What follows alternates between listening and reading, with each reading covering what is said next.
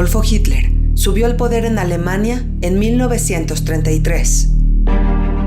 E inmediatamente después, comenzó una implacable persecución contra sus principales enemigos, los judíos. Una serie de leyes antisemitas iniciaron, y año con año, estas fueron empeorando. Con el estallido de la Segunda Guerra Mundial, los judíos comenzaron a ser deportados a guetos y a campos de trabajo, para al final ser exterminados de manera masiva en cámaras de gas. En 1945 se descubría la escalofriante cifra: 6 millones de judíos fueron asesinados. En una masacre sistemática, nunca antes vista. Pero ¿cómo fue posible que subiera al poder un hombre tan racista? ¿La población colaboró con el genocidio? ¿Cómo pudo extenderse tanto el nazismo? Y para empezar, ¿por qué eran tan odiados los judíos? ¿Qué pruebas se tienen del Holocausto? ¿Y por qué hay gente que todavía niega lo sucedido? Sin duda, se trata sobre uno de los genocidios más crueles de la historia. Y por supuesto, hay muchas preguntas que responder. No pierdas la oportunidad de hacerlo a través de un curso que te llevará, paso a paso, a entender cada episodio del Holocausto. Porque no es una guerra más. Es más bien el capítulo más oscuro de la historia de la humanidad.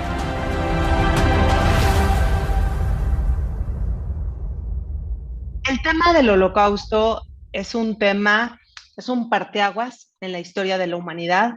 Es el genocidio más documentado a lo largo de la historia y documentado nada más y nada menos que por los mismos perpetradores. Es decir, los mismos nazis en los juicios de Nuremberg que se realizaron después de la Segunda Guerra Mundial aceptaron dicho genocidio.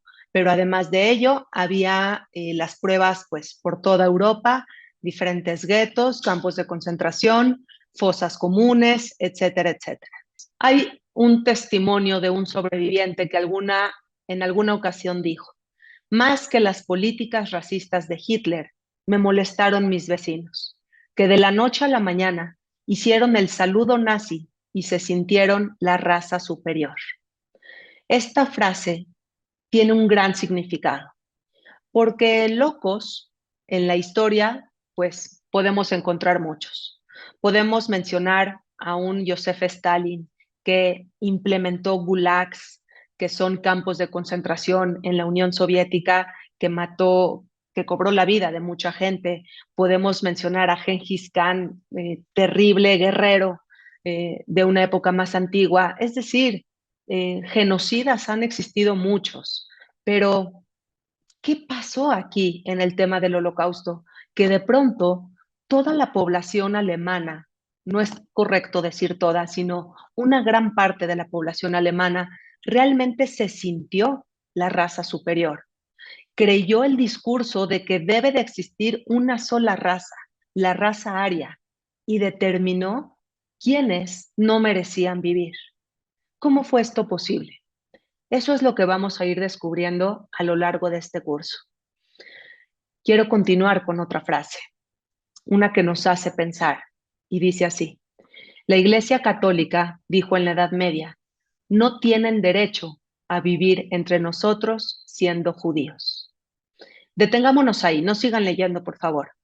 Sucede que la Iglesia Católica, las diferentes bulas papales en la Edad Media, pues emitieron diferentes órdenes, reglamentos, bulas, como ya lo mencioné, en donde realizaban expulsiones de judíos, porque los judíos, hay largas explicaciones, eran acusados de diferentes cosas, como envenenar los pozos de agua durante la peste bubónica, etcétera. Ya luego se descubrió que no, que era una enfermedad causada por una pulga. Pero bueno, eran culpados y eran expulsados. Así que la frase era: no tienen derecho a vivir entre nosotros siendo judíos. O se convierten al catolicismo y atraviesan el proceso de lo que es el bautismo, o se tienen que ir. Luego los reyes que expulsaron a los judíos, los reyes, por ejemplo, de España, dijeron: no tienen derecho a vivir entre nosotros. Los nazis alemanes terminaron diciendo, no tienen derecho a vivir. Esta frase nos permite ver la evolución del antisemitismo, porque el antisemitismo no empezó con el Holocausto y tristemente no termina con el Holocausto. Ha ido mutando a lo largo del tiempo y en este curso nos vamos a concentrar en lo que fue el periodo antes, durante y después del Holocausto. Pero lo que esta frase nos explica es cómo el antisemitismo se fue empeorando con el paso de las décadas hasta que finalmente los nazis no le dieron la opción a los judíos de convertirse al catolicismo, de vivir en una región o en otra, como durante la Edad Media fue posible, sino que los nazis dijeron no tienen derecho a vivir y punto final. ¿Ok? Pues entonces, ¿quiénes son los judíos? ¿Cuántos hay? ¿De qué estamos hablando? Resulta que antes de la Segunda Guerra Mundial, la población judía era de 15.3 millones de personas. Estamos hablando de que 9.5 millones vivían en Europa Oriental. Con decir Europa Oriental me estoy refiriendo principalmente a Rusia y a Polonia. Vivían también en Europa Occidental, lo que hoy conocemos como Francia, Alemania, Italia, etcétera, y solamente ya el resto en América, principalmente Estados Unidos y el Medio Oriente. El Medio Oriente estamos hablando de la región del norte de África, por ejemplo.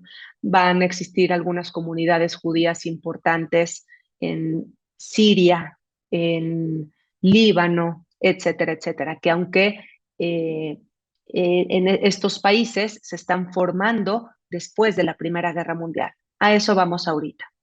Pero entonces hay personas que dicen, ¿cuántos judíos hay en el mundo?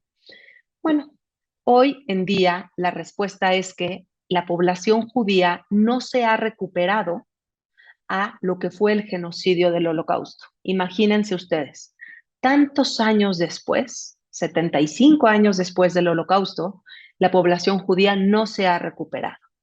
Antes, entonces, eran 15.3 millones de personas.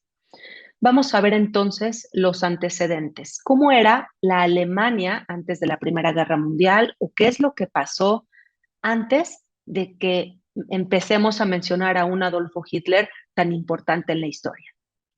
Resulta que la Primera Guerra Mundial significó el final de grandes imperios. El Imperio Otomano, por ejemplo, que inició en la península de Anatolia, lo que hoy conocemos como Turquía, se fue expandiendo y expandiendo desde el año 1299 hasta la Primera Guerra Mundial. Estamos hablando que el Imperio Otomano tuvo una duración de 600 años.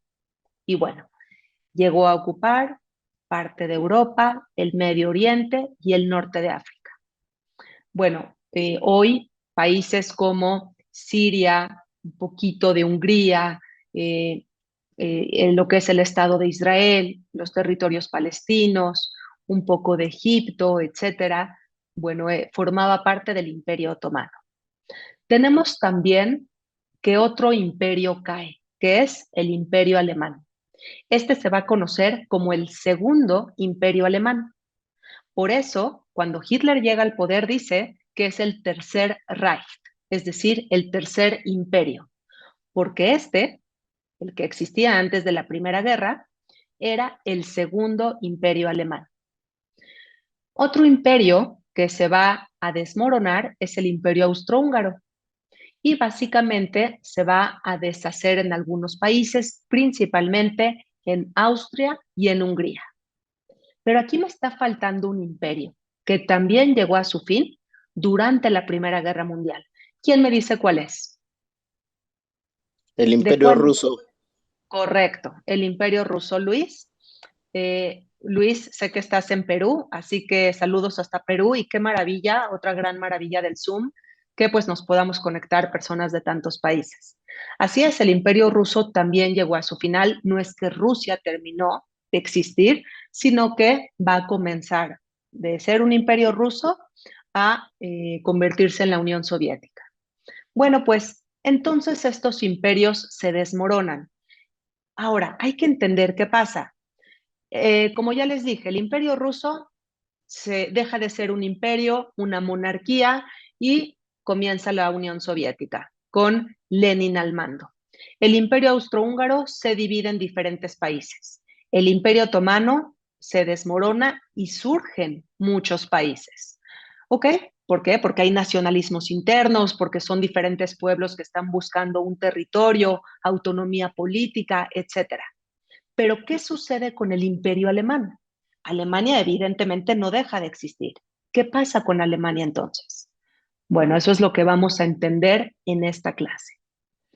Después de la Primera Guerra Mundial, Alemania, lo que era el Imperio Alemán, pues formó parte de los perdedores, igual que el Imperio Austrohúngaro, igual que el Imperio Otomano. Y entonces, como parte de los perdedores, Alemania tuvo pérdidas, vaya la redundancia. Por ejemplo, perdió los territorios de Alsacia y Lorena, que son regiones que colindan con Francia. Perdió los Sudetes de Checoslovaquia, que es una cadena montañosa que pasó a ser parte de un país recién creado que se llamó Checoslovaquia. Hoy, Checoslovaquia no existe más. Está dividido en dos. Es, por un lado, la República Checa y por otro lado, Eslovaquia. Ok, continuamos. Danzig, el puerto de Danzig pasó a manos de la Sociedad de las Naciones bajo cierta tutela de Polonia. ¿Qué es Danzig y por qué es tan importante que lo ubiquemos en el mapa? Porque es en Danzig en donde va a iniciar la Segunda Guerra Mundial. Lo vamos a ver más adelante, pero quiero que lo veamos en el mapa. Fíjense, amplío el mapa. Aquí tenemos el territorio de Alemania en color beige. Y entonces resulta que Polonia antes no tenía salida al mar. Entonces se abre un corredor para Polonia para que tenga salida al mar y el puerto de Danzig, pues prácticamente pasa a manos de Polonia.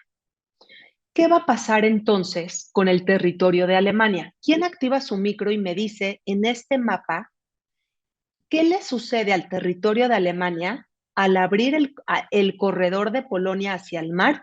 ¿Qué le sucede al territorio de Alemania? Queda partido en dos, ¿no?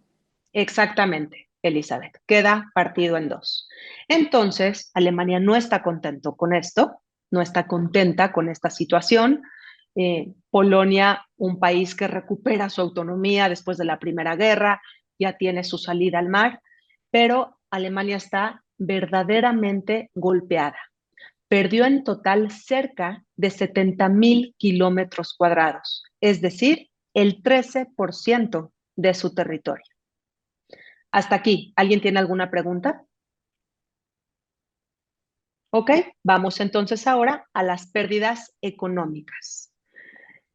Resulta que el 28 de junio de 1919 fue firmado el Tratado de Versalles, en el que Alemania se comprometió a pagar 269,000 millones de marcos de oro alemanes, lo que en ese entonces equivalía a 31,400 millones de dólares, una verdadera locura de cantidad.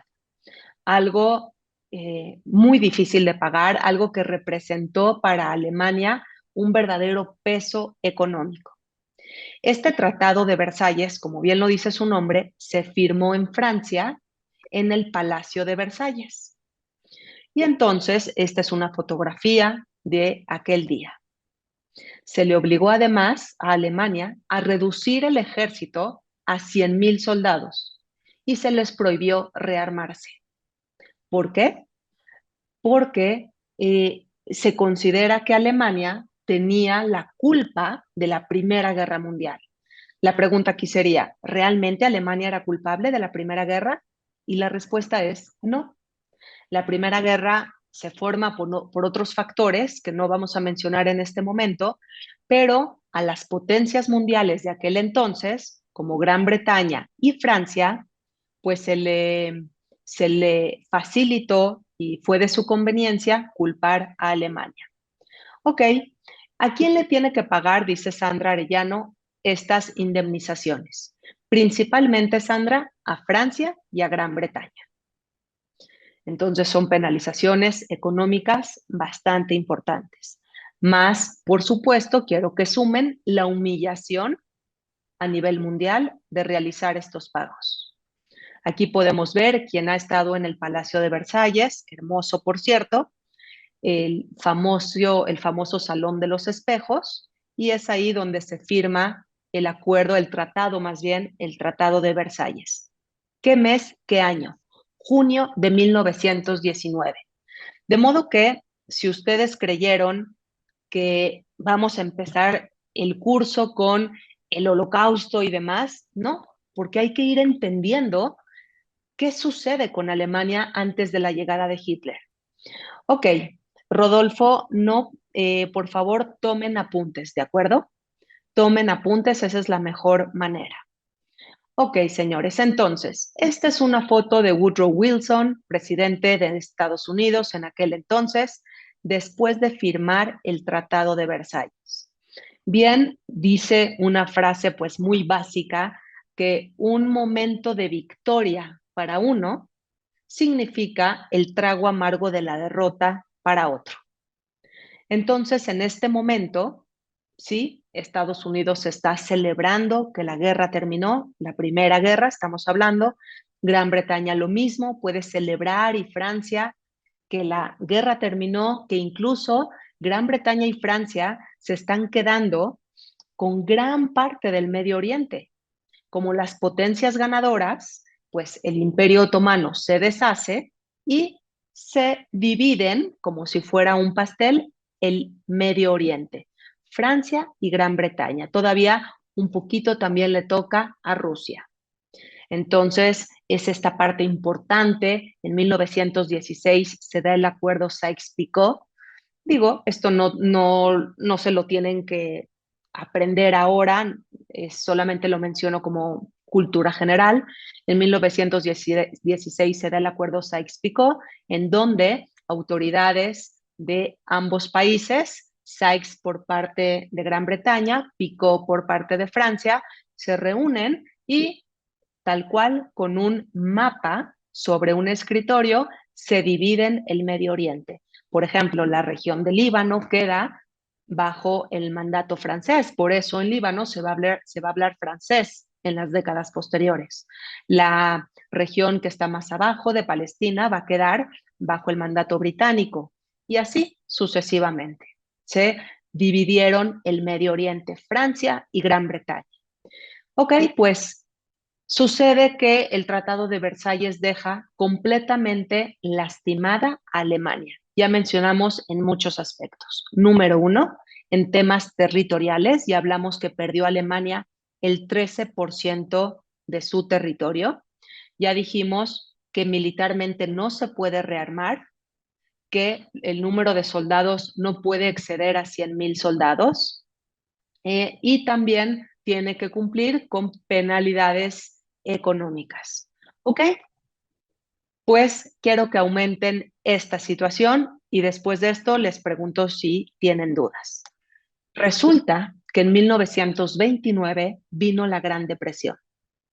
Esta, que se origina en Nueva York, va a causar una gran crisis económica en todo el mundo, como si fuera una onda expansiva. En ese entonces, Alemania tenía muchos préstamos por parte de Estados Unidos, los cuales se interrumpieron de manera inmediata, y Alemania comenzó a sufrir las consecuencias de esta crisis económica, de esta Gran Depresión, este famoso crash originado en 1929 en Estados Unidos. Entonces, a la pobreza, a la derrota posguerra, se le agregó la Gran Depresión de 1929. La gente, señores, pedía trabajo, pedía trabajo de manera desesperada. A veces, por ejemplo, los dueños de las fábricas iban a la calle y escogían a empleados para trabajar ese día en sus fábricas, en sus oficinas, y todos se aglutinaban suplicando un día de trabajo. Entonces el dueño o la persona encargada de elegir elegía algunas pocas personas y se los llevaba, y ellos eran los que iban a cobrar un día de sueldo. Eran de los afortunados, de los pocos afortunados. Ese escenario se vio no solo en Estados Unidos, sino en el mundo entero. Aunado a esta gran depresión, quiero que consideren una sociedad lisiada, en gran parte, claro, no estamos hablando de todos, que tenemos muchos ex soldados de la Primera Guerra Mundial. Entonces, que ustedes saben que la medicina en aquel entonces pues no era la mejor, algunos sufrieron amputaciones, no tienen la capacidad económica de adquirir una prótesis o quedaron secuelas de por vida de los distintos soldados. Tenemos entonces una población lisiada, sobre todo el sector masculino, y también una gran cantidad de desempleados. Estamos hablando más o menos de 8 millones de desempleados en 1931. ¿Alguien tiene hasta aquí alguna pregunta? Yo sé Ana, que tardan en dijiste, activar sus micros. Sí, dijiste que Rusia se quedó con una parte del territorio. ¿Qué parte? es una parte que está cerca de Siria. Recuerda que no puedo darte referencias con los países que conocemos hoy porque No existían, claro. porque no existían, claro. Pero si tú, Judy, me mandas un mensajito después de esta clase, yo te puedo mandar el mapa para que veas exactamente cómo se dividió el Medio Oriente. ¿Ok? Gracias. ¿Alguien más? ¿Alguna otra pregunta? Nadia, yo Sí. no me queda claro por qué Alemania fue tan penalizada. ¿Por qué Bueno, la penalizaron? ¿Qué pasó? sí, es muy común en la historia que las potencias mundiales se ponen de acuerdo para hacerle pagar, perdón la manera tan poco formal de decir, pero los platos rotos a un país que quizá, sí, como ya fue de los perdedores, entonces van a aprovechar para que la atención popular, sobre todo de culpar pues tantas muertes en esta gran guerra, la guerra de las trincheras, que va a ser la Primera Guerra Mundial, que sea Alemania la señalada.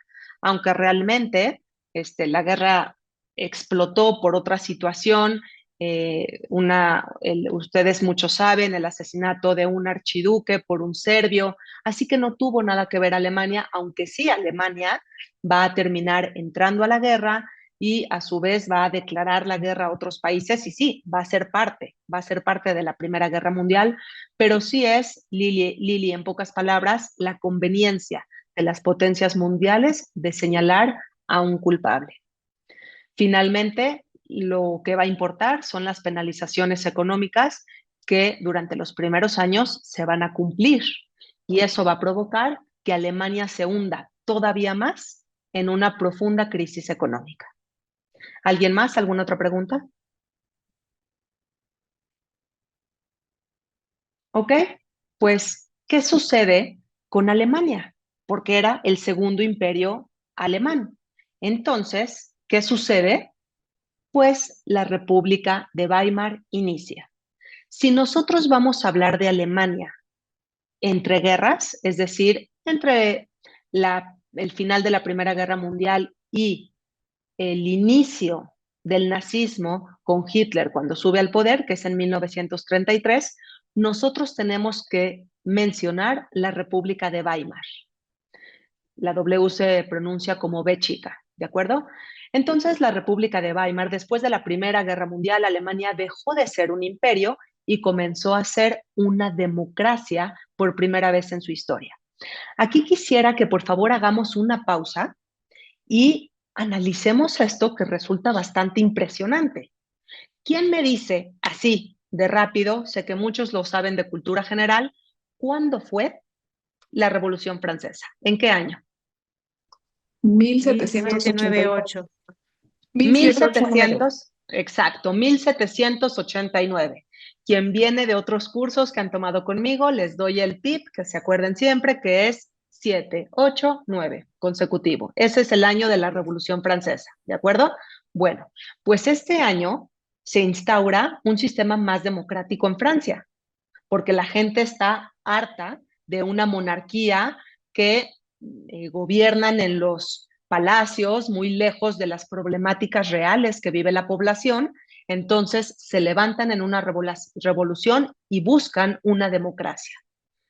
Fíjense ahora en qué año está llegando la democracia a Alemania.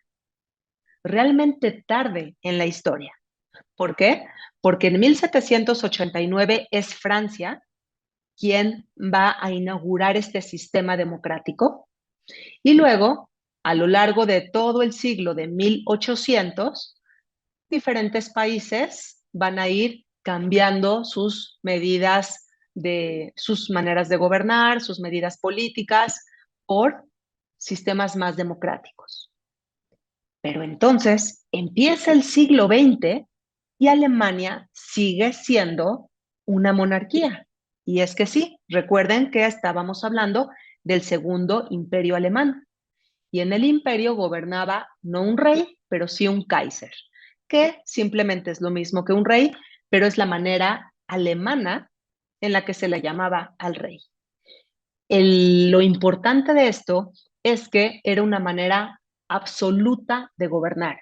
No hay un equilibrio de poder. El máximo líder tiene una autoridad completa, total y absoluta. Y es entonces cuando se desmorona el imperio alemán, después de la Primera Guerra Mundial, que inicia la República de Weimar. Y con esta república, entonces, Alemania conoce por primera vez la democracia. El 11 de agosto de 1919, en la ciudad de Weimar, entró en vigor la nueva Constitución. Si es muy tarde en la historia, por favor, no dejen de ver eso, porque simplemente nos da mayor perspectiva. Hubo un hombre que se llamó Hugo Press, que fue quien redactó la Constitución de Weimar. ¿Y saben qué pasa con Hugo Press y por qué lo estamos mencionando? Porque era un hombre judío. ¿Qué nos quiere decir este dato? ¿Por qué lo estamos mencionando? ¿Qué les estoy queriendo decir yo al mencionarles que el hombre que redactó la Constitución era judío? A ver, juguemos a adivinar. ¿Qué les estoy tratando? Perdón, entonces los judíos tenían un cierto nivel en Alemania, podían estar en ese mundo político y tener esa importancia. Exactamente, Esther. Completamente asimilados. Exactamente, que simplemente los judíos forman parte de la vida política de Alemania, de la vida artística, de la vida cultural. Es decir, los judíos ya fueron emancipados, quiere decir que se convirtieron en ciudadanos iguales desde hace mucho tiempo y son ciudadanos alemanes que forman parte de la vida y de la rutina de Alemania. Ok, pues durante la República de Weimar hubo dos presidentes. Friedrich Ebert, que es el hombre de bigote que tenemos aquí, fue el presidente de 1918 a 1925. Y luego Paul von Hindenburg, que va a ser el presidente de la República de Weimar de 1925 a 1934. Entonces, inicia esta república. ¿Y qué es lo que hay que entender a grosso modo de este sistema político o de este periodo?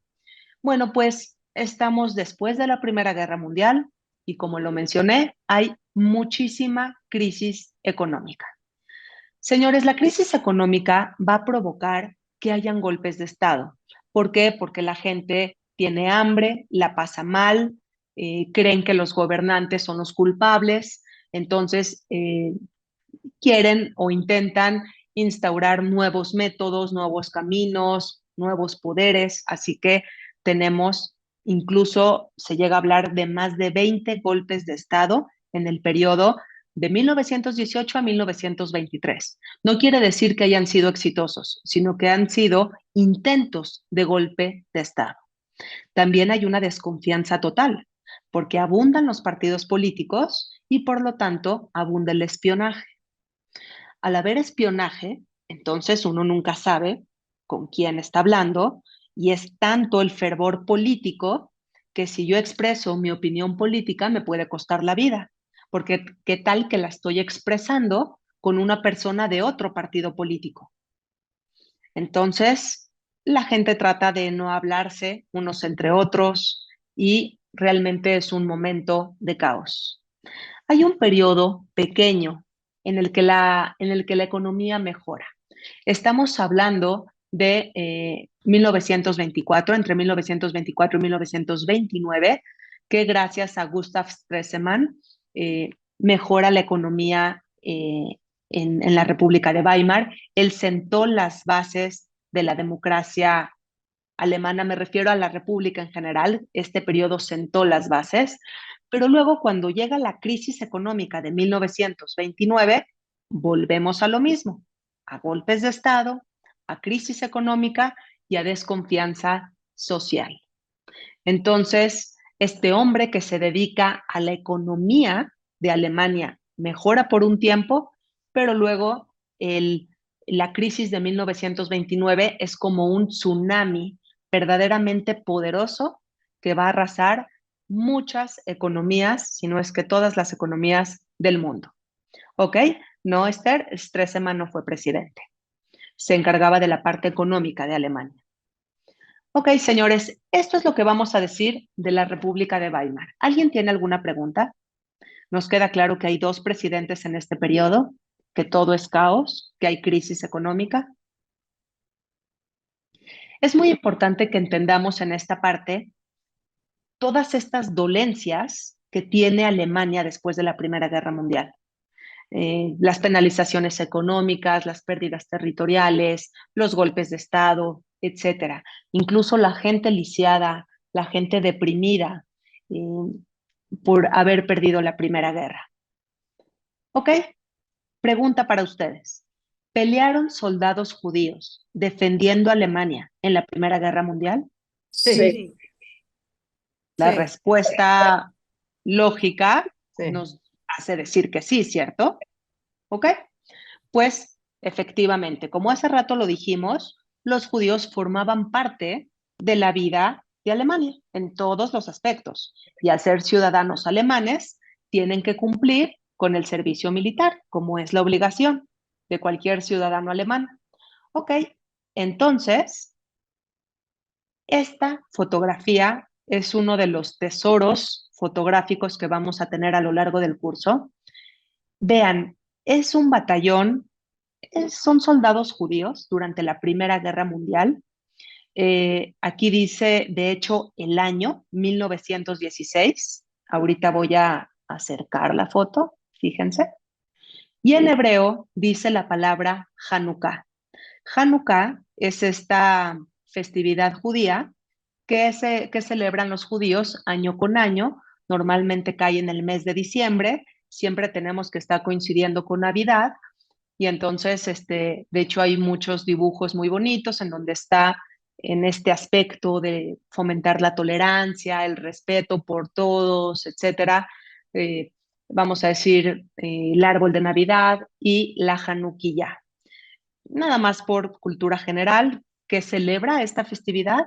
Bueno, los judíos conmemoran que aproximadamente 160 años antes de la era cristiana, los judíos lograron liberar, déjenme explicarlo de la mejor manera posible, lograron vencer al imperio griego y limpiaron el templo de Jerusalén que había sido profanado por los griegos.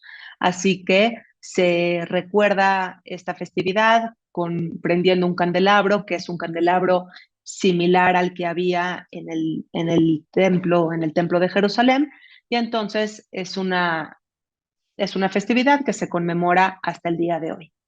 Entonces, aquí tenemos soldados judíos en 1916, a esta gracias de verdad maravillosa la tecnología que nos ha permitido pasar fotografías de blanco y negro a color, y entonces tenemos que 100,000 judíos pelearon por Alemania durante la Primera Guerra Mundial.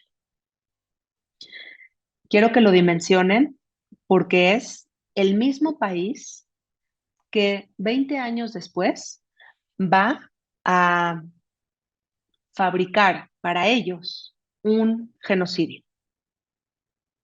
Estos 100,000 soldados judíos que pelearon por Alemania durante la Primera Guerra Mundial están defendiendo a ese país que 20 años después va a llevarlos a las cámaras de gas. Ok, señores, pero de estos 100,000 judíos hubo mucha gente que murió, muchos soldados judíos que murieron. ¿Cuántos? Lo vamos a ver en esta clase en unas diapositivas más. ¿Alguien tiene alguna pregunta hasta aquí? Yo hice una pregunta. Sí. Veo a una mujer en la foto. Se me hizo extraño que son puros hombres y una sola mujer. ¿Quién es? Ah, sí, fíjate que yo no la había visto a la mujer, pero te prometo investigar porque están las organizaciones encargadas que llevan el tema del Holocausto con una pulcritud maravillosa y voy a ver si se sabe, muchas veces no se sabe quién es esta mujer. Hablando de esto de lo que se sabe y lo que no se sabe, sí quiero hacer un paréntesis para decir esto. Señores, en la historia, fíjense bien lo que les voy a decir. Hay cosas que sí se saben y se tiene una respuesta. ¿De acuerdo? Hay cosas que no se saben. Y es muy importante que no por querer dar una respuesta, inventemos una respuesta para pasar esas cosas que no se saben a las que sí se saben.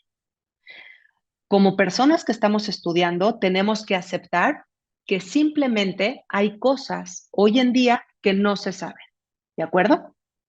Y yo se los voy a dejar ver a lo largo del curso, porque son preguntas que existen hasta hoy, porque hay historiadores que se las siguen haciendo y mientras no surjan los documentos o la arqueología que nos den respuestas, pues entonces seguirán siendo preguntas sin responder y así deben de catalogarse. Ok, señores, quiero que veamos esta caricatura. Fíjense bien, ahorita vamos a lo que dice el pie de foto. Este es un hombre herido, sumamente herido. Su herida principal, por ejemplo, es el pie, que lo tiene vendado, y ahí dice Versalles. Ok, señores, quiero que me digan elementos que ven en esta caricatura. ¿Qué me dicen? ¿Qué bandera está cargando, por ejemplo? La alemana. Alemán. Exacto. Entonces, él es Alemania. ¿Ok? Vamos a empezar por ahí. Él es Alemania. ¿Cómo está Alemania? ¿Cómo lo ven? Acabado. Oh, acabado. ¿Ok? Lastimado. ¿Qué le está pasando en el brazo izquierdo? Derramando sangre. Exacto, se está desangrando. Y toda esa sangre se está yendo a una cubeta, que por cierto ya está llena. Y esa cubeta dice reparaciones de guerra. ¿Quién me dice lo que esto significa en términos reales? Lo que tenían que pagar, Venganza. lo que tenían que pagar, Lo que tenían que pagar realmente los está desangrando como país. Ok, vemos también vendajes en la cara, una muleta incluso, y son diferentes penalizaciones. Ok, ahora vamos a ver al doctor. El médico parece judío. Ok, O por lo la que parece la nariz, con la caricatura nariz. típica judía. ok, el médico parece judío. Esther, ¿por qué me dices que el médico parece judío? ¿En qué te estás basando? Pues son las típicas caricaturas malintencionadas de que los judíos tienen la nariz muy grande, las orejas más grandes. Ok, muy bien. Ahora, les pregunto esto con toda la seriedad y quien ya tomó algún curso conmigo en el pasado va a saber contestarme. A ver, ¿realmente los judíos son arizones? No No todos. todos. no todo. Unos sí, otros no. No todos. Ok, Son todos. bueno, No se puede generalizar. no se puede generalizar, claro. Para empezar, nunca se puede generalizar, Pero entendamos esto. Los judíos, para empezar, no son una raza, son una religión y son un pueblo. Entonces, podemos encontrar judíos con diferentes características raciales. Ok. Sin embargo, la cuna del pueblo judío sí la podemos ubicar en un punto en particular. ¿Quién me dice geográficamente en dónde está la cuna del pueblo judío? Palestina, bueno, Israel, Belén, En el Medio Oriente, Oriente. ¿de acuerdo? En el Medio Oriente. Antes de llamarse Palestina, se llamaba Judea. De hecho, Jesús nació en Judea y Judea se llamaba porque ahí vivían los judíos. Era una provincia romana en donde vivían los judíos y por eso se llamaba Judea. Antes de llamarse Judea, este territorio estaba dividido en dos, el reino de Israel arriba y el reino de Judea abajo. Abajo. Pero eso estamos hablando de 1000 años antes de Cristo, ¿de acuerdo? Cuando reinó el rey David y el rey Salomón. Ok, entonces, sí hay una cuna que es en el Medio Oriente. Y entonces, si hay algunos judíos que tienen la nariz grande, es porque los pueblos que son de la zona mediterránea tienden a tener rasgos prominentes como nariz grande. Pero esa nariz grande la podemos encontrar también en un griego, en un sirio, en un egipcio, en un árabe, ¿de acuerdo? Si nosotros ahorita vamos a Irán, por ejemplo, si nosotros vamos a Egipto y agarramos un universo de gente en donde no hay ni un solo judío, vamos a encontrar a mucha gente con nariz grande. ¿Por qué? Porque son las características raciales de esos pueblos del Mediterráneo. Hay otras características raciales, como por ejemplo, es gente que tiende a ser un poco morenita, es gente que tiende a tener las ojeras pronunciadas, las mujeres es muy común que tengan el pelo rizado, etcétera, etcétera. Ok, señores, entonces, ya dijo Esther, ese médico parece judío. Bueno, pues qué terrible que esa sea la sensación que transmite esta caricatura, pero Esther tiene razón. Eso es lo que se pretende transmitir. Y el médico dice, puedo administrarle otra inyección. En el estado en el que se encuentra, no sentirá nada. Wow. ¿Qué quiere decir esta frase? ¿Qué perciben ustedes con esta frase? Puedo administrarle otra inyección. En el estado en el que se encuentra, no sentirá nada. Que Véanle la le cara. pueden seguir quitando dinero a Alemania. Me pueden seguir Finalmente golpeando. está tan amolado que no puede hacer nada, no puede defenderse, Exacto. aparentemente. Exactamente, Esteban. Podemos percibir un sentimiento burlón, una intención, pues, maligna, ¿cierto? Además, véanle la sonrisa. Una persona que está atendiendo a un herido así, no está bien que sonría de esta manera. Además, tiene las orejas puntiagudas. ¿Y quién tiene las orejas puntiagudas en nuestra historia? En la iconografía, el diablo, correcto. Diablo. Así es. además, Entonces, como atrás de este herido, es alguien como si fuera el causante de las heridas de ese pueblo. así es, exactamente. Y la frase que viene abajo en alemán dice lo que les mencioné yo aquí, que lo pongo en grande en amarillo. ¿Ok? Eso es lo que dice al pie de la foto de esta caricatura.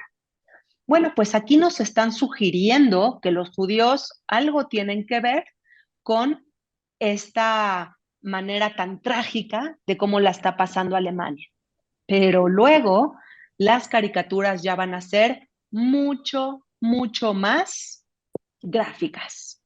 Durante la Alemania entre guerras existieron muchos partidos políticos antisemitas que culpaban a los judíos por la derrota de la Primera Guerra Mundial. Vean ahora esta caricatura. Es un soldado alemán. ¿Y qué está pasando? Muy fácil, pero díganmelo ustedes. Cuchillo por la espalda con Lo los están judíos. apuñalando por la Judío lo espalda. está Apuñalada apuñalando. por la espalda. Apuñalada por la espalda. Exacto. Un judío lo está apuñalando por la espalda, exactamente. Clarísimo, vemos ahí la estrella de David Sí. y es por la espalda la puñalada. Entonces, estas caricaturas, pues, comienzan a generarse, a imprimirse, a distribuirse, y la comunidad judía de Alemania se empieza a preocupar porque está siendo culpada por algo bastante importante. ¿Hacía algo la comunidad judía para defenderse de este ataque? ¿Qué creen ustedes? ¿Que sí o que no? No. Sí, sí, y empezó a publicar también, ¿no? Ok, pues es correcto, Eli. Empiezan a publicar. Pero antes de que veamos una publicación de la comunidad judía, vean esta otra caricatura. De nuevo, es una puñalada por la espalda.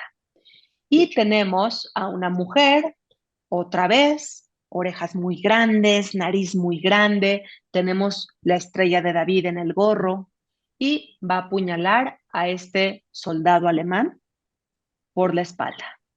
Nadia, ¿por Así qué se que empieza a generar esta situación de buscar culpables en el pueblo que también era parte de Alemania? O sea, no estaba haciendo, no sé si estaban pasando otras cosas, pero a mí me cuestiona mucho por qué justo a los judíos. sí, la verdad es que esto es muy común en la historia, sobre todo, por ejemplo, en la Rusia zarista también sucedía el señalar a un grupo más pequeño, normalmente es un grupo indefenso, como fueron eh, el genocidio que tenemos durante la Primera Guerra Mundial en el Imperio Otomano. Recuerden ustedes que olvidé la palabra, los turcos asesinan contra el pueblo armenio. Armenio. ¿Ok? Ajá. Exacto. Cometen un terrible genocidio contra el pueblo armenio. ¿Por qué? Porque los acusan de estarle dando información a Rusia. Bueno, no es nuevo en la historia, es una válvula de escape, también es una cortina de humo que los políticos necesitan para culpar a alguien, es un instinto, ¿de acuerdo? Para empezar, empecemos por ahí. Antes de hablar de cortinas de humo y de política, entendamos que culpar a alguien siempre es un instinto. Cuando un vaso de agua se cae en la mesa, por instinto vemos o nos fijamos de quién fue la culpa. Aquí una guerra mundial se perdió, Alemania sentía que no iba mal en cuestión combate y que de pronto la rendición vino desde arriba, como una orden. Entonces los soldados no la comprendieron y se sintieron impotentes al respecto. Así que se comienza a culpar a los judíos. Vamos a ver qué tanta responsabilidad pueden tener los judíos. Eso es algo que lo vamos a contestar solitos en poquitas diapositivas. Ahorita leo las preguntas que tienen en el chat. ¿Sí? ¿Alguien? Nadia, nada más perdón, Nadia, nada más un tema. También me parece que los judíos eran un grupo educado y que tenía control financiero de muchas cosas. Entonces, eso también creo que generaba mucha controversia sobre el poder económico ante una situación tan precaria que estaba viviendo Alemania. Ok. La situación económica de los judíos en Alemania era igual que la de otros alemanes. Tenemos judíos más ricos, dueños de empresas, de cadenas importantes, y también judíos de clase media y también judíos de clase baja. Tristemente, se ha estereotipado a los judíos con la etiqueta de que todos los judíos son ricos. Pero si hay algo que yo pido siempre en mis cursos es no generalizar, porque ninguna etiqueta se le puede poner a una multitud de gente, ¿de acuerdo? Ni una etiqueta positiva, ni una etiqueta negativa. Nosotros, y siempre pongo el mismo ejemplo, no podemos decir ahora, yo que estoy en México, yo que soy mexicana, no puedo decir todos los mexicanos somos trabajadores. Y tampoco puedo decir todos los mexicanos somos narcotraficantes. Ni características buenas ni malas se le pueden atribuir a todo un grupo de gente. Estamos hablando aquí de 15 millones de judíos en el mundo. Entonces decir todos los judíos son ricos es tan absurdo como si decimos que todos los pelirrojos son ricos. así de absurdo, ¿ok? Pero quizá el ver a algunos judíos importantes y prominentes pudo dar la idea de que algo tuvieron que ver o sentimientos no positivos como envidia o temas así, pero el caso es que es el judío el que comienza a ser culpado. En la Primera Guerra Mundial, 1.500.000 judíos pelearon defendiendo a distintas naciones. Y como ya lo mencionamos, 100.000 judíos sirvieron en el ejército alemán.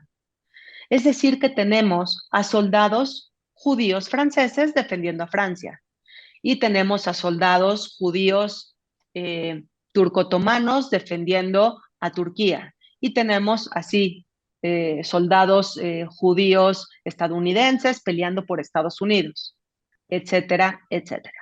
Ok, pues vamos entonces a la respuesta de la comunidad judía de aquel entonces. Esta es una mujer que está llorando ante una lápida.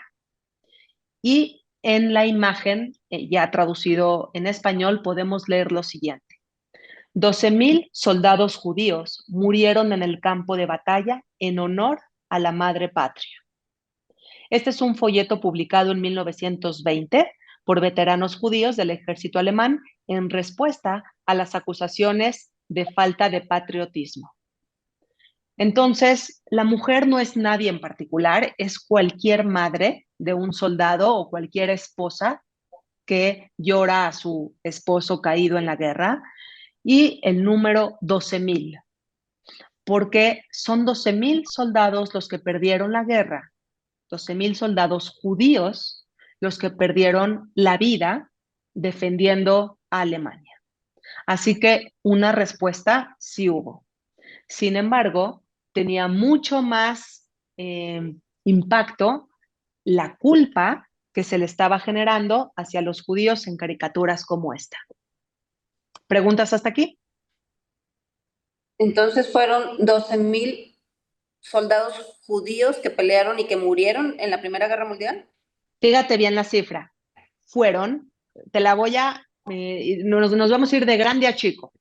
1.500.000 personas, soldados judíos pelearon durante la Primera Guerra Mundial. 1.500.000 personas de diferentes naciones, todos judíos, pelearon por sus diferentes naciones. Ahora, hablando de Alemania, pelearon 100.000 judíos, Gaby. Y de estos 100.000 judíos que pelearon, 12.000 perdieron la vida por Alemania. ¿Ok? Bueno, pues los estudiantes que se encontraban en la década de los 20, en los salones de clases, estaban absorbiendo ideas de extrema derecha, y estos niños son los que en la década de los 30 y los 40 se van a convertir ya en los hombres de la SS. ¿Qué es la SS? Es el cuerpo policíaco principal de la Alemania nazi, que se va a encargar de la persecución, del traslado y de la ejecución del exterminio judío en los diferentes campos de concentración. Estamos viendo a niños, pero estamos viendo a niños que están siendo educados con estas caricaturas y con estas acusaciones hacia los judíos que causaron la derrota de Alemania durante la Primera Guerra. Sí, estamos en la década de los 20, pero ¿cuándo está sucediendo el Holocausto? En la década de los 40. De los 40 principalmente. La solución final, que es ese momento decisivo en el que se comunica que se va a llevar a cabo un exterminio masivo y sistemático de todos los judíos, no de Alemania, sino de Europa. Ese momento se da en la conferencia de Wannsee, que vamos a ver en algún momento, en alguna parte del curso, en 1942. Entonces, el exterminio se está llevando a cabo en la década de los 40. Y aquí no estamos viendo otra cosa más que la República de Weimar, la década de los 20. No hemos mencionado a Adolfo Hitler en esta clase, ¿cierto? Todo esto va a venir 20 años después. Ok, cómo vivían los judíos en Alemania. Ustedes me hicieron una pregunta muy válida, porque cualquier pregunta es válida. Bueno, ¿por qué culparon a los judíos? Vamos a conocer un poco a la comunidad judía de Alemania antes de que llegara Hitler al poder. La Nadia, comunidad... una pregunta. Sí, Perla. ¿Cuántos eran los? Me acuerdo que habías dicho que era muy poco el porcentaje de los judíos en esa época en Alemania. ¿Cuál era exactamente para recordarme? Justo lo voy a mencionar, Perla. Ok. Estamos hablando de 550,000 judíos alemanes, ¿ok? 550,000 judíos. Ahora, fíjense bien cómo están los porcentajes porque están bastante interesantes. La comunidad judía de Berlín estaba completamente integrada y era sumamente próspera. El 0.76% de la población alemana eran judíos. ¿Qué quiere decir esto? Que no estamos hablando ni del 1% de la población alemana. ¿Ok? Voy de nuevo. La población judía no representa ni el 1% de la población alemana. 550,000 judíos no representan ni el 1%. Ahora, pero representan el 40% de las marcas textiles, el 80% de las tiendas departamentales eran de judíos, así como el 11% de los médicos y el 16% de los abogados pertenecían a la comunidad judía. Quiere decir que tenemos una comunidad judía muy próspera, que a pesar de que su demografía es muy escasa, su participación en la vida intelectual y comercial del país es bastante importante. Ahora, esto no quiere decir que no haya judíos de clase media y de clase media baja y de clase baja. ¿De acuerdo? Ahora, pregunta para ustedes. La crisis de 1929, esa que les conté y que ustedes conocen muy bien, que se llama la Gran Depresión, que inició en Nueva York y que afectó al resto del mundo, ¿afectó a todos los alemanes por igual? Es decir, ¿los judíos también resultaron afectados? Claro, claro, pues Sí, entonces dejan de todos, vender, dejan de poder producir, todos. de pagar sueldos. Claro que Me sí, acuerdo. claro que sí, ¿ok? Y otra vez, les repito, me gusta siempre hacer comparaciones para que nos quede más claro todavía. La crisis de 1929 afectó a todos los judíos por igual y tratar de negarlo o de meter ahí una duda, una sospecha, es tan absurdo como decir que el COVID que acabamos de presenciar todos en el 2020, pues respetó clases sociales o respetó países o razas o religiones. Completamente absurdo. Una crisis económica no respeta nada, ataca a todos por igual, lo mismo que un virus. ¿De acuerdo? Entonces, la comunidad judía también resultó, a pesar de que tenemos estos porcentajes muy prósperos, sí resultó muy afectada en la crisis de 1929. Pero se ha mencionado mucho que los judíos estaban muy asimilados en esta Alemania antes del nazismo. ¿Qué quiere decir que estaban muy asimilados? Que muchos judíos ya estaban casados con gente no judía y que de hecho educaban a sus hijos ya sin ningún judaísmo, que habían abandonado un poquito la religión. ¿Esto es cierto o no? ¿Qué me dicen ustedes? Sí, es Sí, cierto. Sí, sí, es cierto. Sí es cierto. Algo que me encanta de todos mis cursos es que tengo gente tanto judía como no judía. Entonces, de hecho, la mayoría es gente no judía y me gusta muchísimo porque hay más enriquecimiento de lo que pensamos, etcétera. Bueno, pues ustedes tienen razón. La comunidad judía, al estar tan integrada, pues sí, está muy asimilada ya con la comunidad de Alemania. Pero vamos a ponerle datos duros a esto. Es decir, cuando un historiador cuenta con números, hay que brindarlos, porque el número es ese dato duro que nos permite aterrizar de una mejor manera la información. Entonces, no vamos a decir, sí, la comunidad judía estaba muy asimilada. Vamos a ponerle números. Socialmente, la comunidad judía de Alemania estaba tan integrada al resto de la sociedad que en cierta medida estaba asimilada. Por ejemplo, en 1927, el 54% de los judíos contrajeron matrimonio con personas no judías. Esto, señores, no va a tener que ver con un tema religioso, como en otras ocasiones podemos ver en la Edad Media. Me convierto al catolicismo porque creo indudablemente que Jesús era el Mesías, estoy convencido, entonces, no va a tener una base teológica, de fe religiosa, etc. Simplemente es que el judío está dejando atrás su religión, pasa a segundo, tercer o cuarto término, porque simplemente la persona de la que se enamoró no es judía, tan sencillo como eso. Entonces, su matrimonio, ahora mixto, no va a tener una relación o un vínculo religioso, una raíz religiosa, sino parte de esta sociedad integrada. Culturalmente, los judíos aportaban en todos los campos. Para 1938, de los 38 premios Nobel que Alemania había recibido, 13 habían sido obtenidos por judíos. Este es quizá uno de los datos más impresionantes que vamos a conocer a lo largo del curso. Voy de nuevo.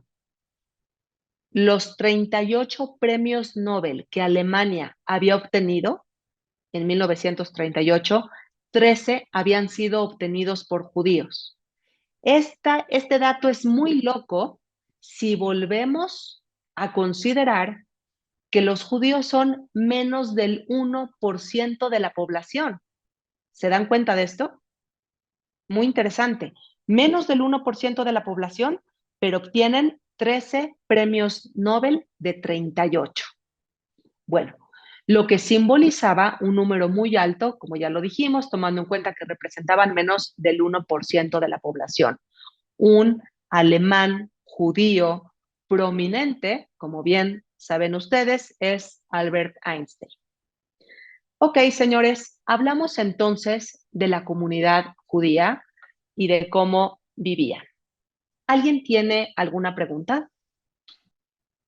Mencionamos su aporte a la vida económica, a la A vida ver, no es cultural. pregunta, pero reflexión, nada más. Ajá. Hay una parte a donde creo que las comunidades judías, donde quiera que llegan, y aunque se asimilen, sí conservan una parte de creencias, de formas de estar, y sí hay una parte asimilada, pero hay voy a poner un cuarto, un 25%, a donde se conserva la tradición y las costumbres, creo, Lili, como comunidad, sí. Lili, tan sencillo como esto. Simplemente conviértelo, haz un espejo con el catolicismo. Pregunta para ti. ¿Hay católicos que van todos los domingos a misa y conservan las tradiciones y los preceptos del catolicismo en la mayor medida posible? La respuesta es sí. ¿Estás de acuerdo? Hay católicos que se bautizaron cuando nacieron y han dejado mucho su religión atrás y que van a la iglesia solamente cuando hay una boda. La respuesta es sí. Sí. Aplica lo mismo para la comunidad judía. Hay judíos que tratan de conservar las tradiciones y las festividades y las cumplen, y luego también hay ayunos a lo largo del año y los cumplen, etcétera. Y hay judíos que no, que incluso pueden decir, sí, no sé, no, creo que no respeto ningún precepto, o quizá uno por ahí, una vez al año, y eso es todo. Así que lo mismo, no tratemos de agregar en la comunidad judía una característica que no hay en otras comunidades, porque yo sé que los judíos que me están oyendo de México van a decir, no, Nadia, pero la comunidad judía, por ejemplo, de México, conserva muchísimo sus tradiciones. Sí, es cierto, pero la comunidad judía de Estados Unidos no. Y se asimilan año con año. Y no hay cámaras de gas en Estados Unidos, pero la comunidad judía pierde integrantes debido a que simplemente dejan su judaísmo atrás. No hay otra razón. Entonces, espero haber contestado tu pregunta. Yo quería Así, hacer un comentario adicional, Nadia, sí, Luis de Luis. Perú. Es que independientemente de que se habían casado un buen porcentaje de los premios Nobel, yo creo Sí, que hay que hacer un comentario, no tengo el dato exacto, pero fuera de que muchos judíos alemanes murieron defendiendo a Alemania en la Primera Guerra Mundial, muchos sí, otros fueron condecorados como héroes de guerra con la Cruz de Hierro en primer orden y en segundo orden, es decir, fueron judíos que fueron reconocidos en su momento por en ese momento, Imperio Alemán y después la República de Weimar, como héroes sí, que defendieron a su país, Alemania, en la Primera Guerra Mundial y recibieron la condecoración del caso. Solo sí. quería comentar eso.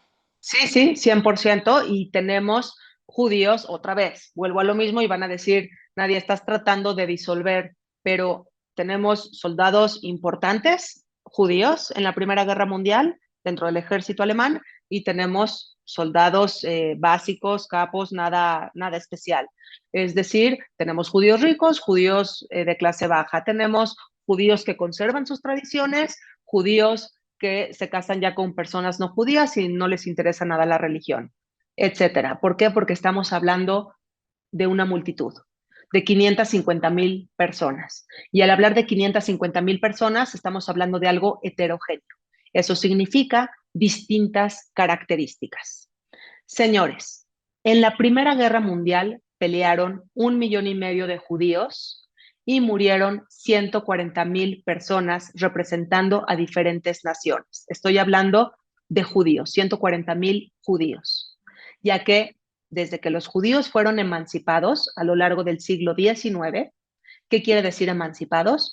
Que eran eh, considerados ciudadanos iguales, bueno, estaban completamente integrados a las respectivas sociedades, sintiendo, por supuesto, un gran sentimiento nacional. Y la primera tarea que yo les dejo en la clase de hoy es ver la película Sunshine, el amanecer de un siglo. Esta película es muy larga, les sugiero eh, pues verla quizá en 2 o 3 ratitos distintos. La pueden encontrar en YouTube, ¿de acuerdo? Está doblada. Yo sé que los doblajes a veces son terribles, pero es un lugar en donde la podemos encontrar. Cada quien tiene plataformas distintas. Búsquenla, se llama Sunshine, el amanecer de un siglo. ¿Y por qué me importa mucho que la vean? Porque es una película que nos lleva a este inicio del siglo XX, por eso se llama El amanecer de un siglo, que nos permite ver a personas que están emocionadas por pertenecer a una sociedad ya completamente integrada. Entonces, estas personas, que son unos jóvenes de una familia en particular, tienen un padre muy conservador, pero ellos están emocionados con la modernidad que les está tocando vivir. Los están aceptando en las universidades, los están pudiendo formar parte de una vida laboral y eso los motiva, porque no fue así en los siglos pasados. Entonces, al querer ser parte, lo que sucede con uno de ellos, por ejemplo, es que quiere ser juez y lo invitan a ponerse un apellido un poquito más húngaro, porque su apellido es muy judío y hay un techo de cristal que es mejor no parecer tan judío. Les dejo esta película, por favor, de tarea y les voy a pasar un video que se llama, y lo pueden encontrar en YouTube si lo quieren buscar después, se llama Francesa, Judía y Emancipada. Un segundo, voy a dejar de compartir. Hola, ¿cómo están? Yo creo que ahí me ven un poquito más grande, ¿cierto? Muchísimas gracias a todos por conectarse. Denme un momento voy a quitar la cámara para poder compartir. Antonio, voy a compartir yo pantalla porque voy a buscar un video en particular. Entonces, señores, correcto, estoy en YouTube transmitiendo en vivo y... Ok. Antonio, por favor, que, pasa la diapositiva que te pedí que pasaras y ahorita voy a pasarles un video. El video que yo les voy a compartir se llama Judía, francesa y emancipada, que habla de una mujer que está sumamente emocionada con este cambio y esta modernidad. Para las personas que tomaron el curso de antisemitismo conmigo el año pasado, es un video que ya vieron, ¿ok? Ahora, por favor, las personas que me vieron en YouTube y que están conectadas en YouTube, les comento que esta fue la primera clase de un curso más extenso que se llama Curso del Holocausto Paso a Paso y la Segunda Guerra Mundial, en donde vemos todos los temas que mencioné al principio de la clase. Cómo subió Hitler al poder, cómo fue que el exterminio de 6 millones de judíos se llevó a cabo, cómo Hitler logró invadir diferentes países, cómo se desarrolló la Segunda Guerra Mundial, qué es un gueto, qué es un campo de concentración, qué es un campo de exterminio, etcétera, etcétera. ¿Qué es lo que tienen que hacer si quieren inscribirse a este curso? Lo único que tienen que hacer es entrar en internet a nadiacatan.com. Es mi nombre, muchísimo gusto, y mi apellido. Aquí pueden ver la página, nadiacatan.com, y se van a encontrar con esta página. Bueno, en la esquina, ustedes está ahí con rojo, van a ver un mensaje que dice enviar WhatsApp. Si ustedes le dan clic ahí, ya me estarán mandando un mensaje y simplemente me estarían pidiendo informes sobre el curso, les puedo mandar una clase muestra, etcétera, etcétera. ¿Ok? Muchísimas gracias a todos los que se conectaron por YouTube. Con los que están en Zoom, continúo porque les voy a transmitir un video. ¿Ok? Gracias a todos. Por ahí me encuentran para los que quieran inscribirse. Muchísimas gracias. Antonio, quitamos la diapositiva, por favor. Y listo, vamos a ver este video y con este video terminamos la clase de hoy.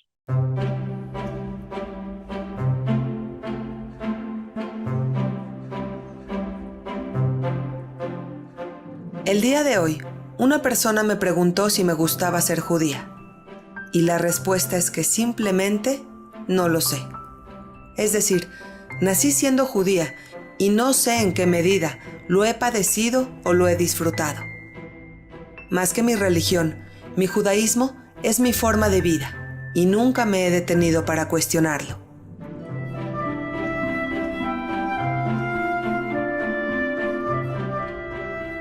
Mi papá tiene un oficio, gracias al cual siempre tenemos pan sobre la mesa. Mi mamá ha dedicado sus años a cuidar de mí y de mis hermanos, a realizar todas las tareas de la casa, resolviendo todo lo que surge en la vida cotidiana. Mamá es buena y la amo, pero me parece un tanto conformista, aceptando siempre todo lo que le ha deparado la vida. Cuando algo la angustia, junta sus manos y con una voz temblorosa le suplica ayuda a Dios. Confieso que en más de una ocasión me he preguntado si sus oraciones son escuchadas por algún ser supremo, pero nunca he dicho mis dudas en voz alta, porque no quiero enfadar a nadie y sobre todo porque tampoco me parece importante. Yo utilizo las horas que me regala el día en construir mi propio destino. Independientemente a mis particulares creencias, no voy a pedirle a ninguna divinidad que me regale bienestar. Yo quiero ser feliz. Y soy yo la que voy a luchar por mi propia felicidad.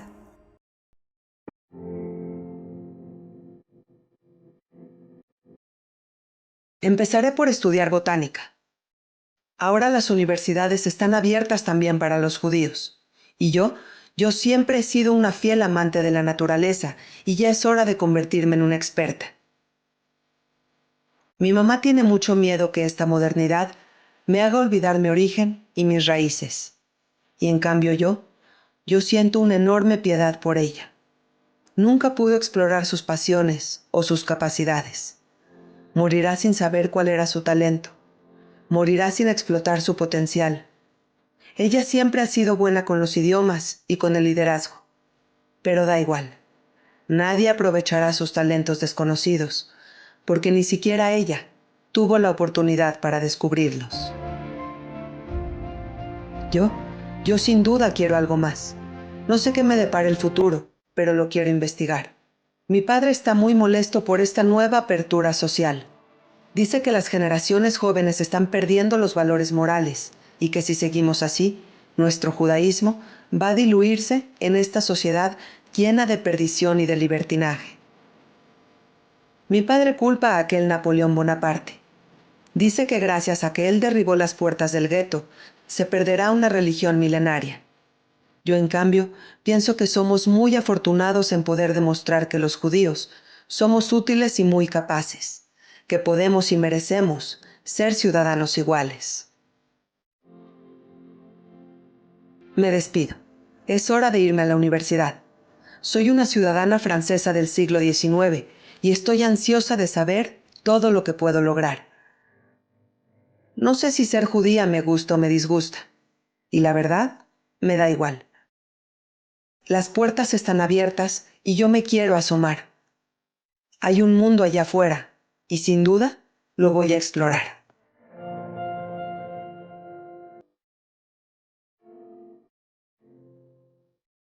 Quise transmitirles este video porque este video nos deja ver el sentimiento que hay a finales del siglo XVIII y a principios del siglo, vamos a decirlo así, a finales del siglo XIX, principios del siglo XX, modernidad, ganas de formar parte, y eso es lo que va a llevar a la comunidad judía de Alemania a integrarse a la población, a aportar culturalmente, económicamente, a formar parte de las universidades, a pelear en el ejército, etcétera, etcétera.